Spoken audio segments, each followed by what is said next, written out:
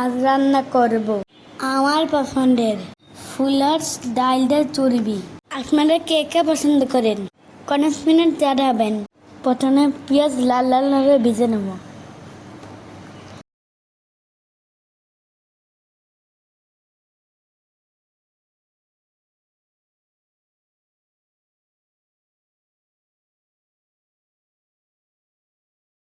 এরপর সব মশলা দিয়ে দেবো।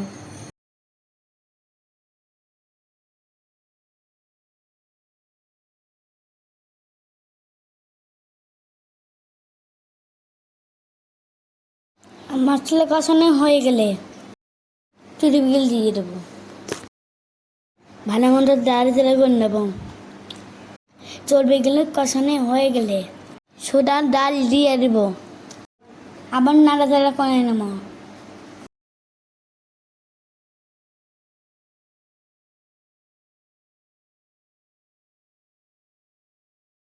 ডাল কষানো হলে ঢাকনাগুলো ঢেকে দেবো।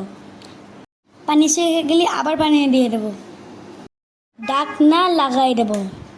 প্রেসার কুকারে যে আমাদের ছোলার চর্বি হয়ে গেছে।